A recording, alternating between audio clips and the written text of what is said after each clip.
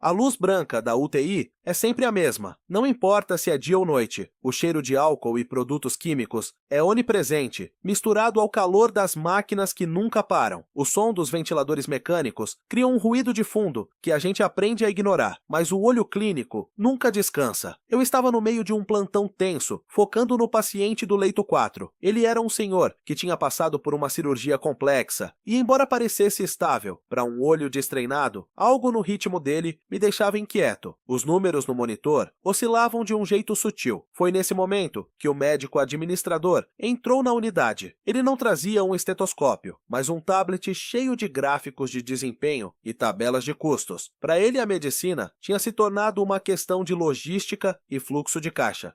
Ele caminhou até mim com pressa, ignorando o estado do homem deitado ali. Suas roupas eram impecáveis, em contraste com meu jaleco, levemente amassado pela correria do dia. Sem rodeios, afirmou que precisávamos liberar aquele leito imediatamente. Mencionou que havia uma longa fila de cirurgias aguardando e que a manutenção daquele paciente na UTI gerava um custo desnecessário. Ele já tinha assinado a alta administrativa. Eu respirei fundo e apontei para o monitor.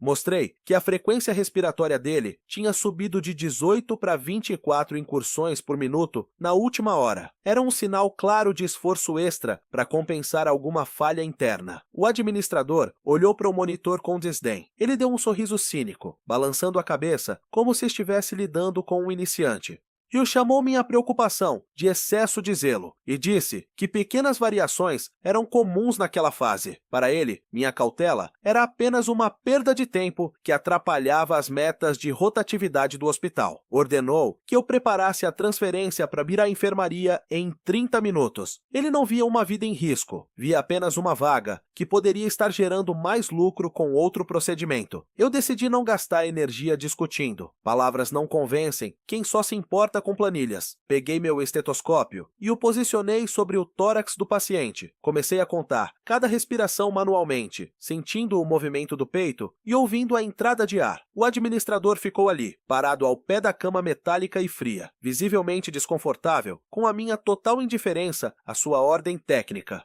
A Amélia esperava que eu obedecesse prontamente, mas eu mantive o foco absoluto na vida à minha frente. Registrei cada parâmetro com uma calma que parecia irritá-lo. O silêncio na beira do leito era denso. Eu sentia o olhar do administrador nas minhas costas, mas não desviei a atenção. Estava documentando com cuidado a verdade física que ele queria ignorar. Lembrei do meu tempo de estudante, quando um velho professor dizia que um bom clínico precisa ter ouvidos de músico para notar as dissonâncias da vida. Os números podem ser manipulados para quem busca lucro, mas a fisiologia humana nunca mente. O corpo humano nunca mente para quem realmente se dedica a escutar o que ele diz. Aquela frequência respiratória alterada era um pedido de socorro silencioso que eu não ia ignorar. O administrador abriu a boca para falar algo.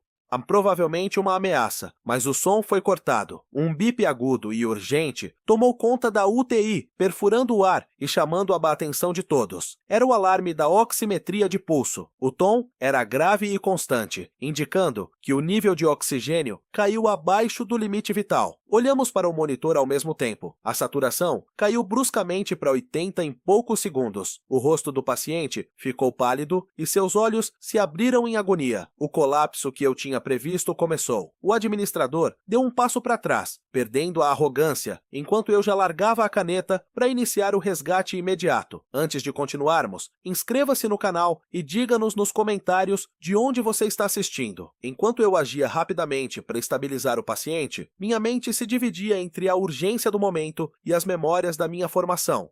Eu me lembro claramente das primeiras aulas teóricas, onde nos ensinavam que o corpo humano busca a homeostase a qualquer custo. É uma luta interna constante para manter o equilíbrio necessário para a vida. Os sinais vitais são as ferramentas que temos para monitorar essa batalha. No início da minha carreira, em um hospital simples de periferia, eu não tinha monitores caros ou tecnologia de ponta. Minhas ferramentas principais eram a minha visão, o meu tato e a minha audição. A rotina lá era exaustiva, mas essencial para entender a base da saúde. Verificávamos a pressão arterial e o pulso de cada pessoa que passava pela porta. Era o nosso primeiro contato real com a verdade de quem busca ajuda. A frequência cardíaca é o sinal mais conhecido. É o ritmo do coração batendo e enviando ondas de sangue por todo o corpo. Quando o pulso está acelerado, o que chamamos de taquicardia, o corpo está dizendo que está sob um estresse grande. Pode ser dor, uma febre alta ou até o início de uma perda de sangue interna. Por outro lado, a bradicardia, que é o pulso devagar demais, sugere que o coração está cansado ou que existe uma falha no sistema elétrico dele. Eu aprendi a sentir essas variações apenas encostando os dedos no pulso das pessoas, sentindo a força e a regularidade de cada batida. A frequência respiratória é o sinal que eu mais respeito e, infelizmente, o mais negligenciado nos hospitais. É muito comum ver profissionais anotando valores padrão, como 18 incursões por minuto, sem nem olhar para o tórax do paciente, mas o pulmão é o primeiro a avisar quando algo está errado. Ou ele acelera a respiração quando o sangue fica ácido ou quando o coração não consegue mais bombear o oxigênio de forma eficiente. Uma contagem bem feita pode prever uma parada cardíaca com horas de antecedência. Naquele momento, na UTI, quando vi a respiração daquele senhor subir, eu soube que o colapso estava perto. O administrador, focado em tabelas e lucros, não entendia que cada respiração rápida era um pedido de socorro da biologia dele. Depois, temos a pressão arterial, que é a força do sangue contra as artérias. Existe a sístole, o pico de pressão, quando o coração contrai, e a diástole, o momento em que ele relaxa. A hipertensão é um problema silencioso e perigoso. Ela vai estragando os órgãos devagar, sem que a pessoa perceba. Ver a pressão de alguém cair de repente, como estava acontecendo agora com aquele paciente,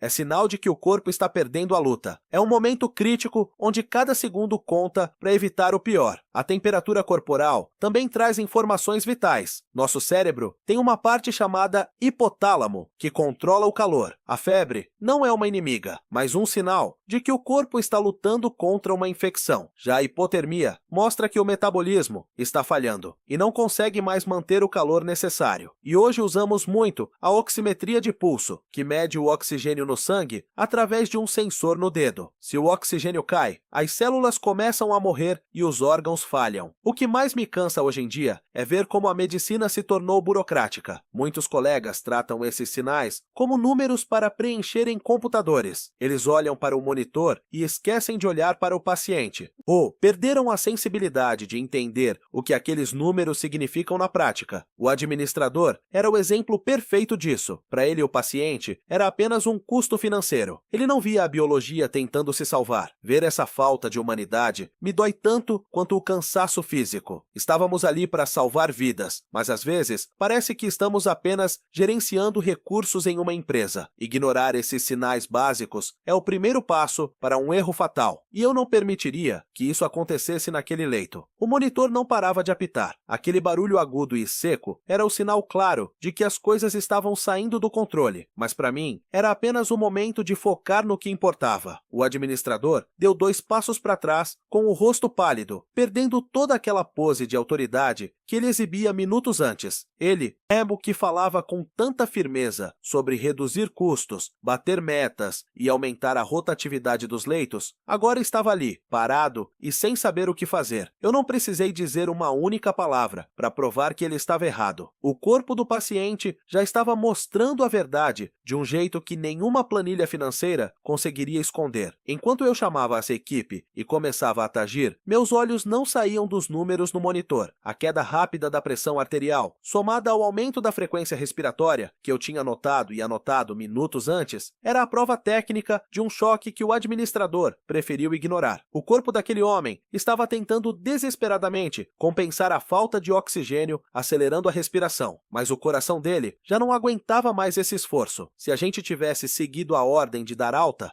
e esse paciente teria morrido no corredor ou dentro de uma ambulância, longe de qualquer ajuda. Seria uma morte por negligência, causada apenas pela pressa de liberar uma vaga para gerar lucro. Comecei o protocolo de estabilização imediatamente. Ajustei o oxigênio e pedi para a enfermagem correr o soro e as medicações necessárias nas veias do paciente. Verifiquei o pulso no pescoço dele, com os meus próprios dedos, e senti que a batida estava fraca e muito rápida, quase sumindo. Naquele momento, eu sentia o peso peso da situação, mas a minha cabeça estava focada na técnica. O administrador ainda tentou balbuciar alguma coisa sobre normas internas do hospital, mas eu o cortei com um olhar sério. Naquele momento, ali na beira do leito, a autoridade técnica era minha. Eu mandei ele sair da frente e nos deixar trabalhar. Otto, a vida daquele homem era mais importante do que qualquer regra administrativa dele. Lentamente, como se estivéssemos trazendo o paciente de volta, os números começaram a melhorar. A saturação de oxigênio subiu devagar, saindo dos 80% e chegando perto dos 93%. O ritmo da respiração, que antes era uma luta barulhenta e sofrida, começou a ficar mais calmo e profundo. O paciente fechou os olhos, mas agora a expressão dele não era de dor, era de um cansaço imenso, de quem acabou de vencer uma batalha pesada. Ele estava voltando. O suor frio que cobria o rosto dele começou a secar e a cor da pele foi voltando ao normal. Eu senti um alívio enorme no peito, um sentimento de dever cumprido que dinheiro nenhum paga. Salvar alguém apenas prestando atenção nos sinais básicos é o que dá sentido ao meu trabalho.